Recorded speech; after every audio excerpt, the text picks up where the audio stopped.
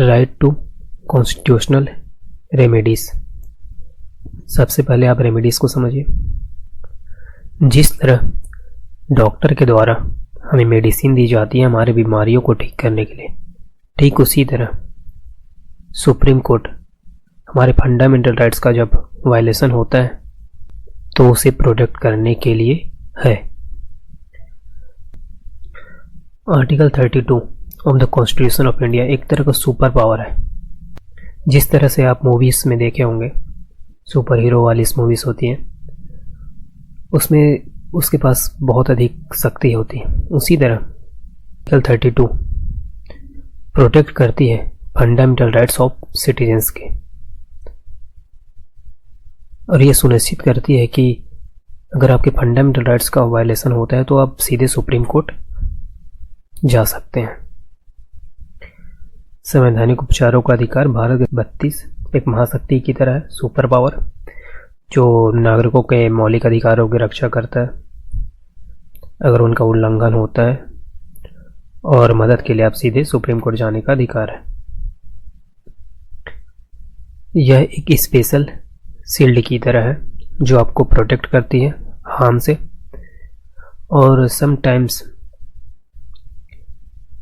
हर कोई इसे ब्रेक करने की कोशिश करता है।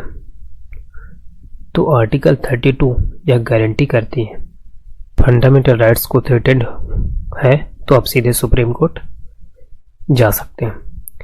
यहाँ देखिए एक विशेष ढाल है जो आपको नुकसान से बचाती है। कभी कभी कोई ऐसा व्यक्ति हो सकता है या फिर कोई भी जो आपको नुकसान पहुंचाने की कोशिश करेगा, तो आर्टिकल 32 गारंटी करता है उस ढाल को खतरा हो तो सीधे सुप्रीम कोर्ट मदद मांगने आप जा सकते हैं।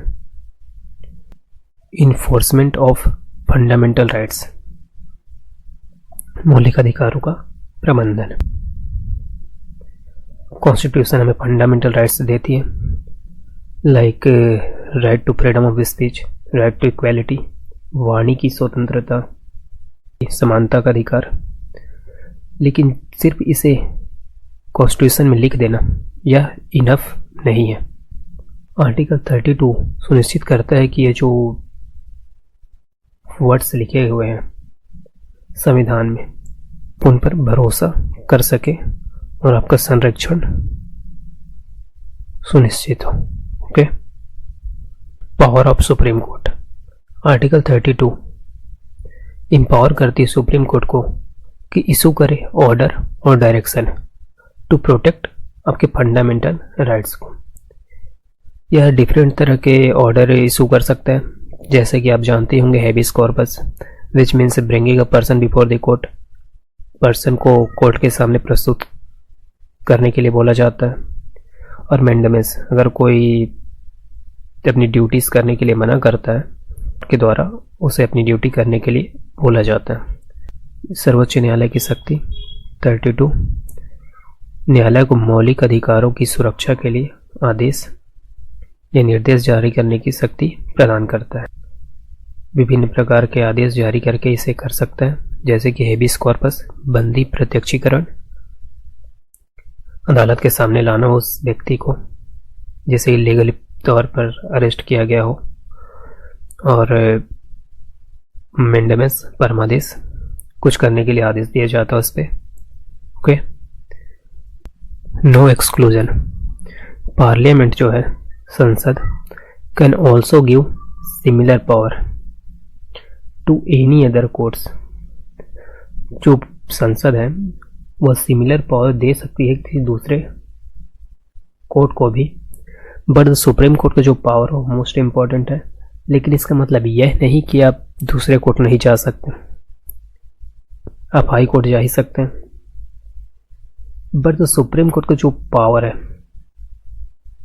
वो मोस्ट इम्पॉर्टेंट है, और यह अल्टीमेट डिफेंडर है ऑफ फंडामेंटल राइट्स का। संसद दूसरे न्यायालय को भी समान शक्तियां दे सकती है, लेकिन सर्वोच्च न्यायालय की शक्ति सबसे महत्वपूर्ण है। इसका मतलब यह नहीं कि अन्य न्यायालय जैसे कि उच्च न्यायालय, हाई कोर्ट तो आप जा ही सकते हैं, लेकिन सर्वोच्च न्यायालय मौलिक अधिकारों का परम रक्षक है, ultimate defender. Okay, no suspension except during certain emergencies.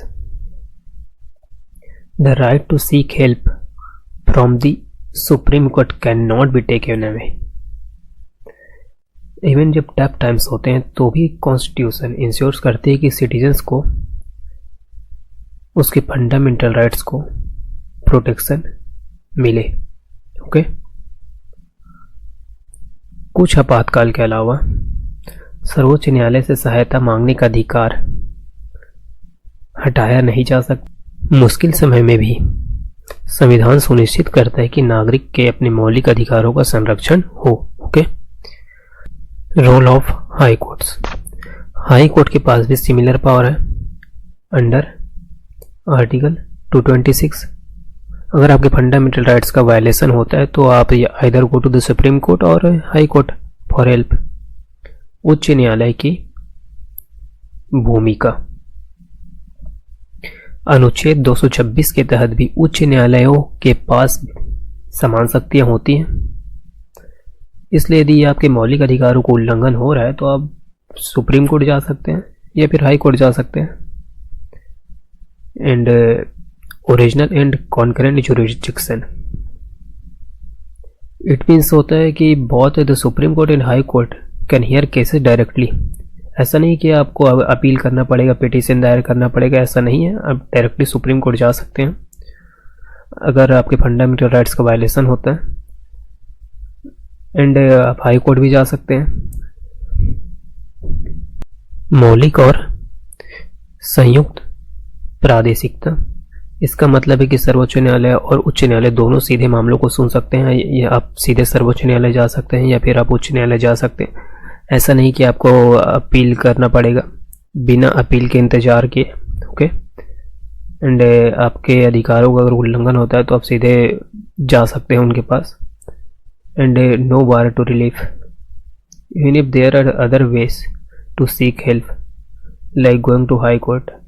Article 32 ensures करता है that you can still go to the supreme court. It's like having multiple doors to enter building. Okay, जैसे हम एक बिल्डिंग में जाते हैं तो वहाँ जाने के कई डोर्स हैं, उसी तरह आप ये सुप्रीम कोर्ट भी जा सकते हैं या फिर हाई कोर्ट भी जा सकते हैं। जो आपको कन्वीनियंट लगे आप जा सकते हैं, कोई रोकथाम नहीं।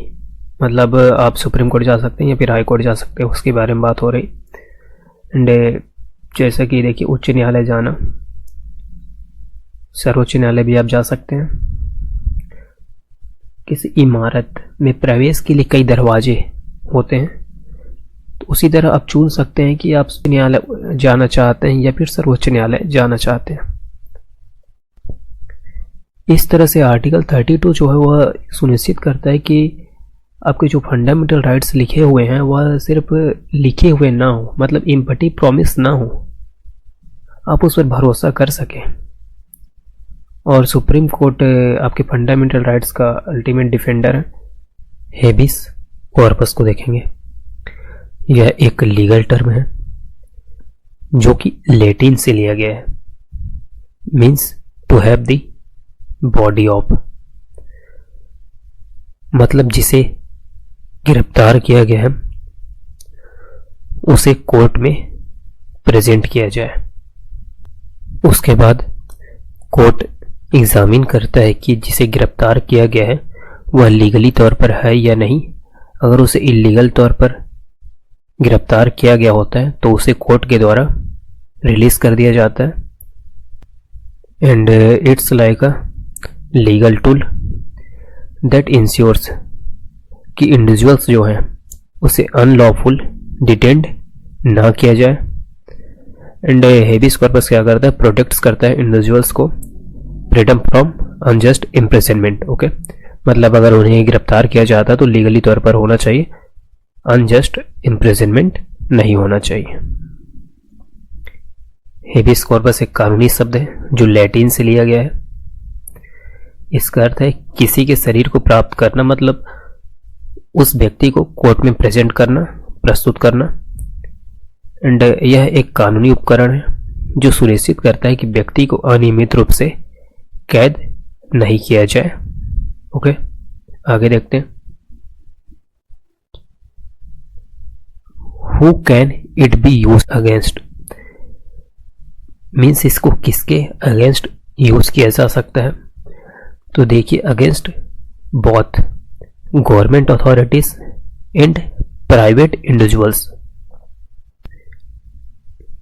यदि पुलिस अरेस्ट करता है someone without proper legal justification, मतलब उसके पास जस्टिफिकेशन नहीं है कि वह गिरफ्तार क्यों कर रहा है, तो आपके परिवार वाले या फिर आपका लॉयर फाइल कर सकता है petition writ of habeas corpus कि उस पर्सन को कोर्ट में प्रेजेंट किया जाए। इसी तरह अगर प्राइवेट इंडिविजुअल्स भी रॉन्गफुली डिटेंस करता है समवन को, तो court can issue a writ of habeas corpus to examine the legality of that detention. यहाँ देख रहे हैं आप, both government authorities and private individuals के अगेंस्ट भी हेबिस कॉर्पस यूज किया जा सकता है। यह रिट सरकारी अधिकारियों और निजी व्यक्तियों दोनों के खिलाफ प्रयोग किया जा सकता है। आगे देखिए, व्हेन इज इट नॉट, मतलब यह कब इशू नहीं किया जा सकता। However, there are situations where the writ of habeas corpus not applicable, मतलब जहां habeas corpus लागू नहीं होता है। First, if the detention is lawful, मतलब जो कैद करण है वह कानूनी है। अगर किसी को अरेस्ट प्रॉपर लीगल प्रोसीजर के थ्रू किया गया है तो वहां पर habeas corpus लागू नहीं होगा। Someone is arrested with proper legal procedure if the detention is for contempt of court or legislature, यदि कैद करण न्यायालय या विधायिका के खिलाफ अवमानना के लिए है। अगर किसी व्यक्ति को कोर्ट की अवहेलना, मतलब कंटेम्प्ट ऑफ कोर्ट, और लेजिस्लेटिव डायरेक्टिव्स, मतलब विधायिका जो निर्देश है, अगर उसके अवहेलना के लिए कैद किया गया है तो हेबिस कॉर्पस लागू नहीं होगा। And next, if the detention is ordered bye a competent court, कैद करण किसी योग्य न्यायिक अदालत द्वारा आदेशित है। Means a court with proper jurisdiction over the matter, and ऐसे न्यायिक अदालत जो इस मामले में योग्यता रखती है, तो ऐसे सिचुएशन में भी हेबिस कॉर्पस लागू नहीं होगा। And if the detention is outside the jurisdiction of the court, मतलब कैद करण न्यायिक क्षेत्र के बाहर है, मतलब जो कोर्ट है उसके पास does not have the authority to intervene in that particular situation, जो कोर्ट है उसके पास अथॉरिटी नहीं है टू इंटरवीन करने की in that particular situation. Okay, mandamus एक लीगल कमांड है जो इशूड किया जाता है by a court to public official और entities.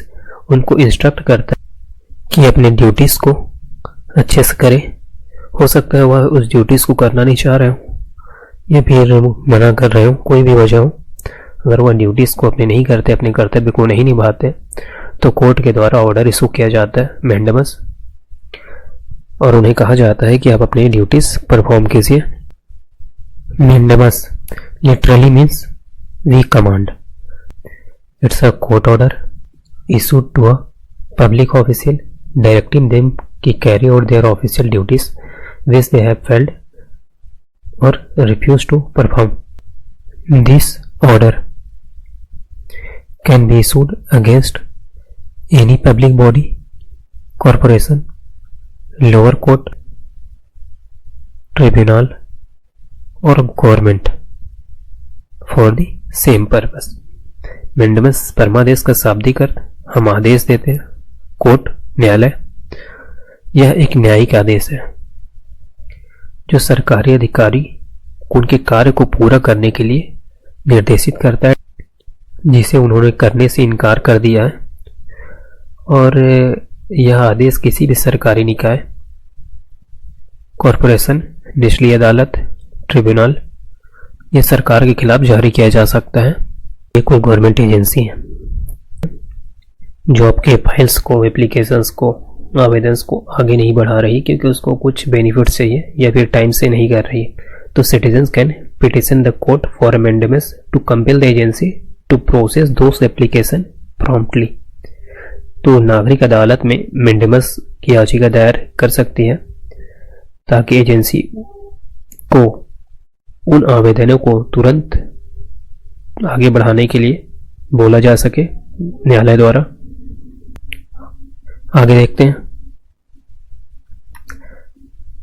When mandamus cannot be issued, कब mandamus जारी नहीं किया जा सकता। However, there are certain situations where mandamus cannot be issued against private individuals or bodies। निजी व्यक्तियों या निकायों के खिलाफ। इसे समझिए, can not be issued against private individuals और बॉडीज। आप किराए के मकान में रहते हैं एंड आपका मालिक कोई मरम्मत नहीं करवाता है घर पे, ठीक है, जो मरम्मत उसे करवानी चाहिए वो मरम्मत नहीं करवाता है, तो आप उस मकान के मालिक के खिलाफ मेंडेमस की याचिका दायर नहीं कर सकते। उसके लिए अलग कानूनी कार्रवाई हो सकती है, जैसे कि ब्रीच ऑफ कॉन्ट्रैक्ट, जो अनुबंध उल्लंघन वगैरह होते हैं।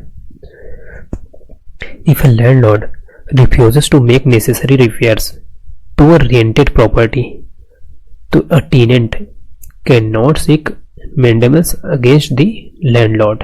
Instead they might pursue other legal remedies like the breach of contract. Okay, and next क्या है, ऐसे विभागीय निर्देशों को प्रयोग करने के लिए जो कानूनी प्राधिकरण नहीं रखते हैं। To enforce departmental instructions that don't have statutory authority. Okay, इसे समझिए, कोई सरकारी विभाग है जो कि एक गाइडलाइंस इशू करती है for the implementation of a policy, उसके क्रियान्वयन के लिए। तो वह सिर्फ एक क्या है, डायरेक्शंस है, गाइडलाइंस है, जो कि लॉ से समर्थित नहीं है, मतलब कानूनी नहीं है, तो आप उसके खिलाफ मेंडेमस नहीं जारी करवा सकते। In such a case, mandamus cannot be used to enforce those guidelines. And अगला देखिए,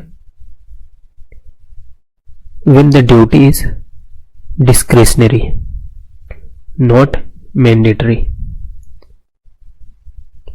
जो कर्तव्य है उसके वह वैकल्पिक हो, अनिवार्य नहीं है कि उसे करना ही पड़ेगा। इसे समझिए, मान लीजिए एक सिटी काउंसिल है, नगर परिषद है, उसके पास विवेकाधिकार है, विवेक है, डिस्क्रिशन टू एलोकेट फंड्स, मतलब जो फंड है उसका आवंटन कर सकता है फॉर वेरियस प्रोजेक्ट्स, विभिन्न प्रोजेक्टों के लिए।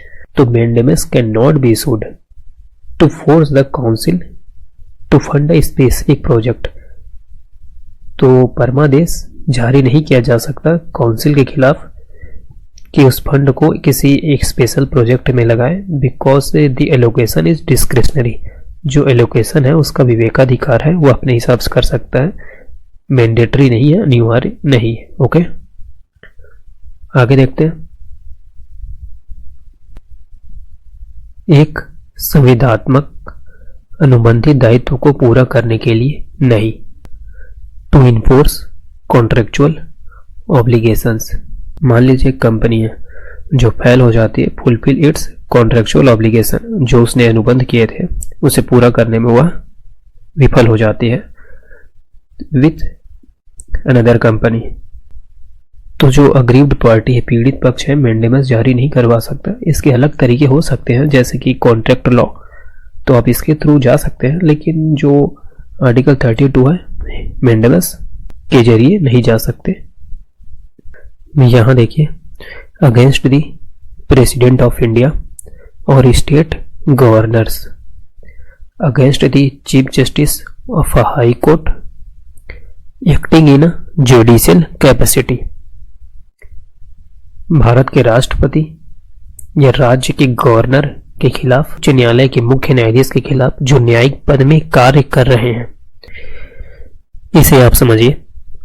आप प्रेसिडेंट, राष्ट्रपति या फिर गवर्नर के खिलाफ मेंडेमस इशू नहीं करवा सकते, क्योंकि यह होल्ड करते हैं हाई कॉन्स्टिट्यूशनल ऑफिसेस। ओके, उच्च संवैधानिक पद पर है। Okay, and can not be issued against chief justice acting in a judicial capacity. Means जो chief justice of high court है, वह प्रिसाइड कर रहे हैं किसी केस पर और उनका एक डिसीजन आता है, तो उस डिसीजन को, उस निर्णय को जिसके खिलाफ सुनाया गया है, वह उसे नहीं मानता है। न्यायालय ने फैसला सुना दिया है तो आप उसके खिलाफ मेंडेमस जारी नहीं करवा सकते। ऐसा नहीं है कि आप मेंडेमस का यूज करके आप जो कानूनी प्रक्रिया है उसमें हस्तक्षेप करें।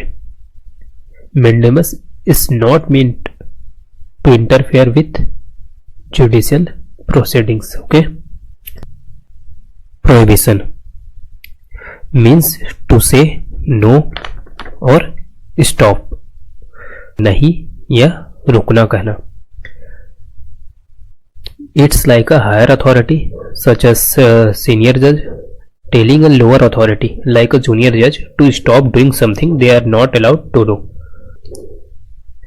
एक उच्च प्राधिकारी की तरह जैसे कि एक वरिष्ठ न्यायाधीश और एक निचले प्राधिकारी जैसे कि कनिष्ठ न्यायाधीश को कुछ ऐसा करने से रोकने के लिए कहता है जिसे करने की उन्हें अनुमति नहीं है।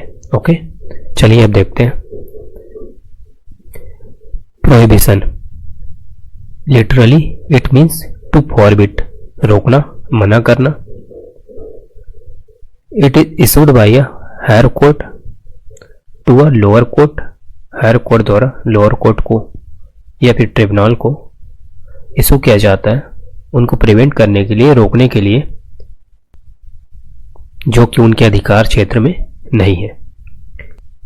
It is issued by a higher court to a lower court और tribunal to prevent the latter from exceeding its jurisdiction, मतलब उसका न्यायिक क्षेत्र वगैरह, और usurping a jurisdiction that it does not possess, जो अधिकार उनके पास नहीं है।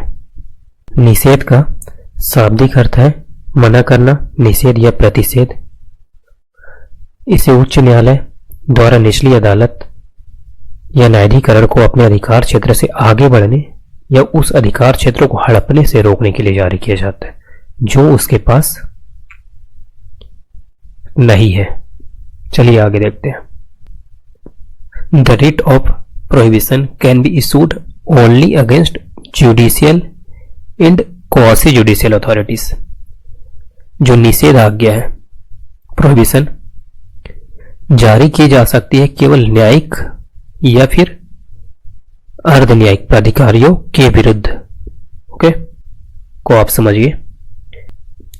अ जज who suppose to handle only criminal cases, मतलब कोई जज है जो क्रिमिनल केस को देखता है, बट एक दिन क्या हुआ, वह पारिवारिक विवाद को देखने लगा। Which they not allowed to do, उसे यह करने की अनुमति नहीं है। सो हायर कोर्ट आएगा, might issue a prohibition saying stop, stick to criminal cases only. तो उच्च न्यायालय आएगा और बोलेगा रुको, केवल आपराधिक मामलों को आप देखिए। अब आप क्वासी जुडिशियल अथॉरिटीज को समझिए। एक गवर्नमेंट एजेंसी है जो रेगुलेट करती है बिजनेसेस को। If they start acting like a court and making legal decision about peoples right, अगर वे अदालत की तरह काम करना शुरू करते हैं और लोगों के अधिकारों के बारे में कानूनी निर्णय लेते हैं, तो हायर कोर्ट क्या करेगी, बोलेगी आप रुको, you are over stepping your authority, stop acting like a court. मतलब आप अपने अधिकार को उल्लंघन कर रहे हैं, अपने अधिकार के क्षेत्र में काम करिए और अदालत की तरह काम करना बंद करिए। इससे पहले हमने मेंडेमस को देखा था। प्रोहिबिशन क्या है, उसके विपरीत है। मेंडेमस में क्या कहा जाता है, उनको काम करने के लिए बोला जाता है, और प्रोहिबिशन में उनको काम करने से रोका जाता है, जो कि उनके अधिकार क्षेत्र में नहीं होता है। अब यहां देखिए, it's not available against administrative authorities, legislative bodies and private individuals और बॉडीज। इसके विरुद्ध उपलब्ध नहीं है प्रशासनिक अधिकारी, वैधानिक समिति, निजी व्यक्ति या निकाय। आप इसे समझिए, पहले एडमिनिस्ट्रेटिव अथॉरिटी को आप समझेंगे, उसके बाद legislative bodies, then private individuals और बॉडीज। ओके, एडमिनिस्ट्रेटिव अथॉरिटी को समझिए आप। एक सिटी काउंसिल है, नगर परिषद है, जो कि रिस्पॉन्सिबल है for making rules about parking. Okay, if they try to make rules about education, अगर वह एजुकेशन के बारे में रूल्स बनाने लगे कि उसकी जॉब नहीं है, then higher court won't issue a prohibition. तो हायर कोर्ट क्या है, प्रोहिबिशन इशू नहीं करेगा, because it's not a judicial matter. हमने देखा अभी यह केवल जुडिशियल और क्वासी जुडिशियल मैटर में ही इशू करेगी, तो यह जुडिशियल मैटर नहीं है। Instead they might just ignore those rules और challenge them in different way.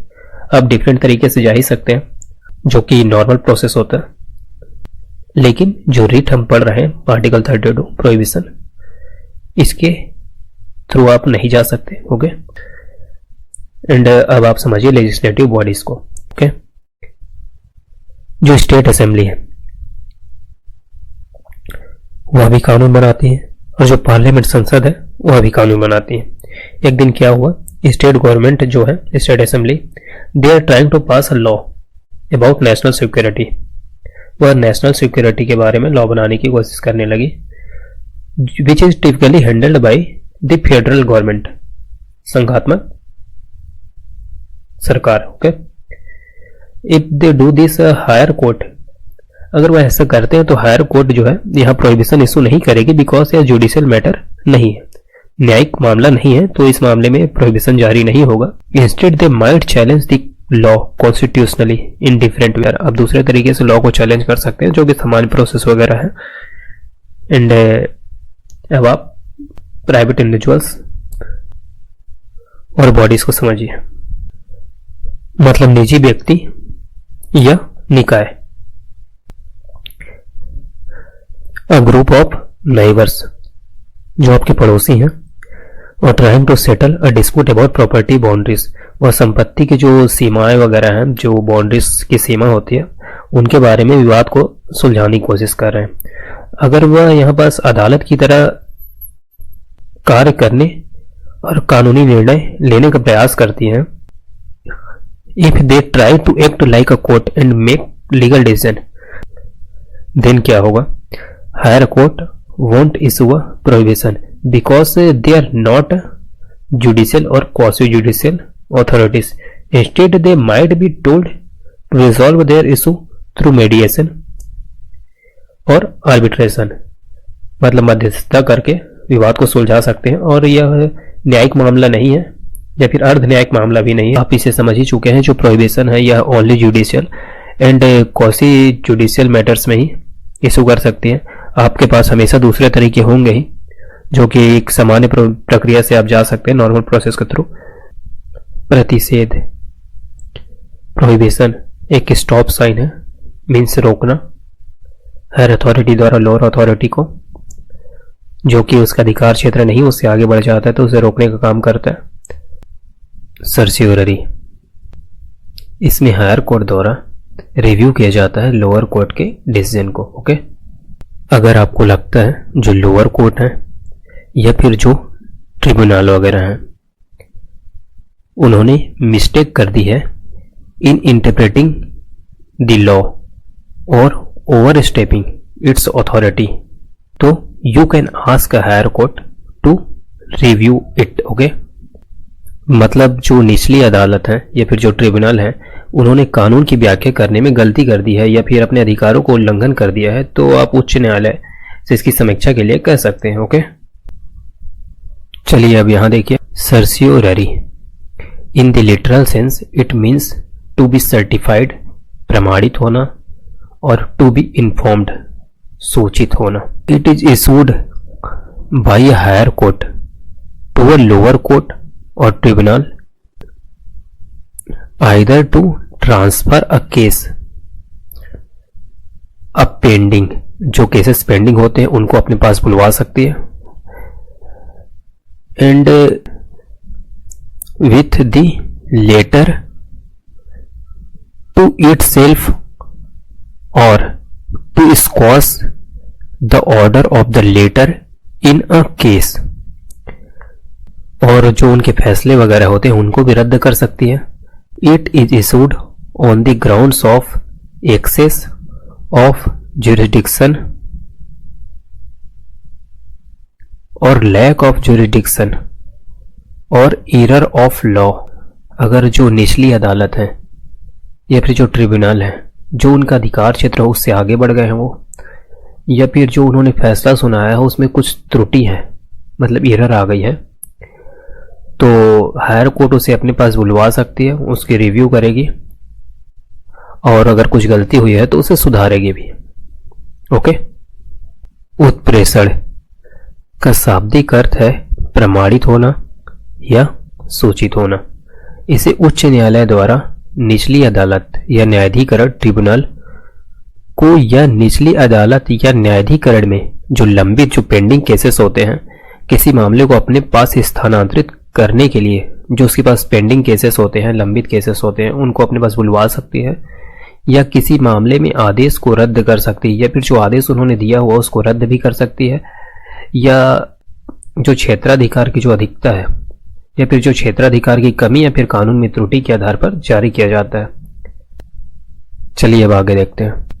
Unlike prohibition, जो प्रतिषेध हमने देखा है, जो क्या थी, ओनली प्रिवेंटिव थी, वह सिर्फ निवारक थी, वह रोक रही थी किसी कार्य को करने के लिए, मतलब जो उसका अधिकार क्षेत्र से बाहर हो जाता था उसे रोकने का काम कर रही थी। लेकिन सर्सियोररी क्या कर रही, ये बहुत है, preventive as well as curative, मतलब ये रोक भी रही है और उसको सुधार भी रही है। ओके, इसे आप समझिए।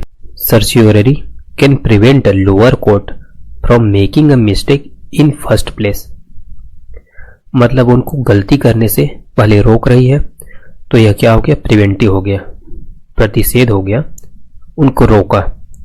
फिर क्या करेगी, जो गलती कर दी है, it can also correct a mistake that's already been made. तो फर्स्ट में क्या किया, गलती करने से रोका, एंड उसके बाद क्या किया, जो गलती हो गई है उसको सुधारा भी, क्योर भी किया। निषेध, जो प्रतिषेध है के विपरीत हमने पढ़ा था प्रतिषेध, वह सिर्फ रोक रही थी, लेकिन उत्प्रेषण क्या कर रही, रोक भी रही है और उसका उपचार भी कर रही है, दोनों है। पहले क्या था, जो रिट ऑफ सर्सियोररी था, उत्प्रेषण की जो रिट थी, could be issued only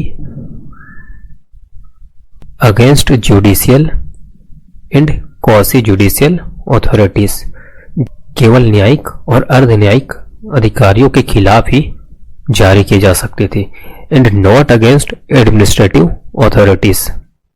in 1991 the supreme court ruled that, फैसला सुनाया, जो सर्सियोररी है, उत्प्रेषण है, can be issued even against administrative authorities affecting rights of individuals, अगर वह व्यक्तियों के अधिकार को प्रभावित करती है।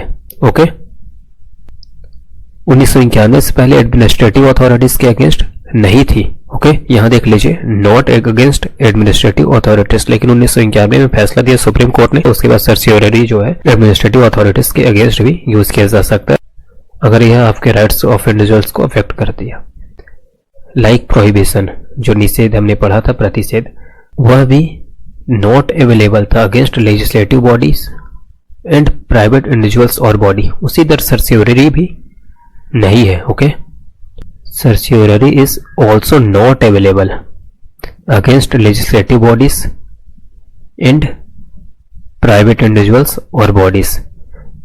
निषेध की तरह ही विधायी निकायों और निजी व्यक्तियों या निकायों के विरुद्ध उत्प्रेषण उपलब्ध नहीं है। Okay, legislative bodies like a parliament और state assembly, because they make laws not individual decisions.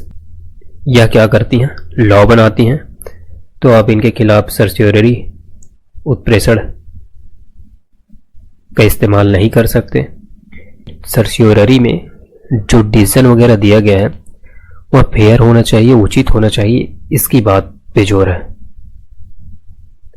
मतलब जो डिसीजन सुनाया गया वो बिल्कुल सही होना चाहिए, और अगर गलती से गलत हो गया है तो उसे सही किया जाना चाहिए। क्यों वारंटो, अधिकार परीक्षा। By what authority are you doing this, मतलब आप किस अधिकार से यह काम कर रहे हैं। यह एक तरह का लीगल टूल है जिसमें कोर्ट के द्वारा चेक किया जाता है जो someone is a rightfully holding a public office और नॉट।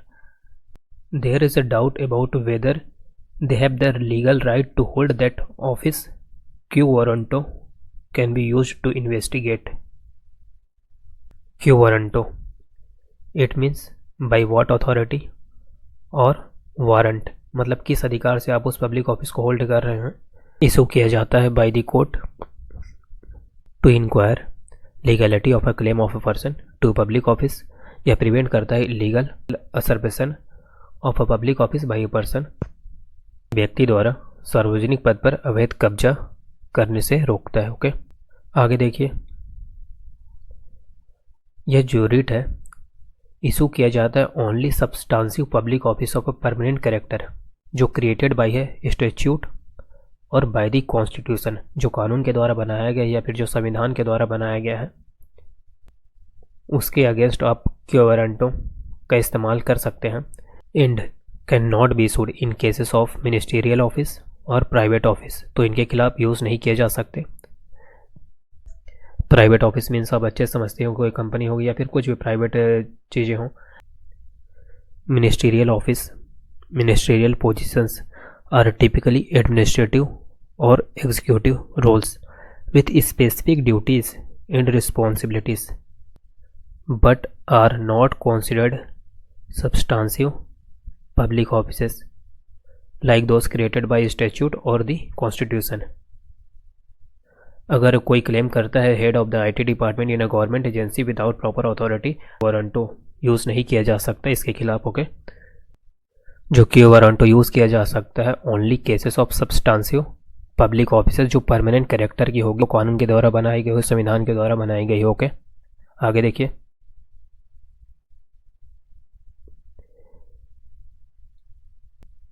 और क्यू वारंटों में ऐसा नहीं है कि जो एग्रीव्ड पर्सन है, जो पीड़ित व्यक्ति है, वही कोर्ट जा सकता है। इसमें कोई भी कोर्ट जा सकता है।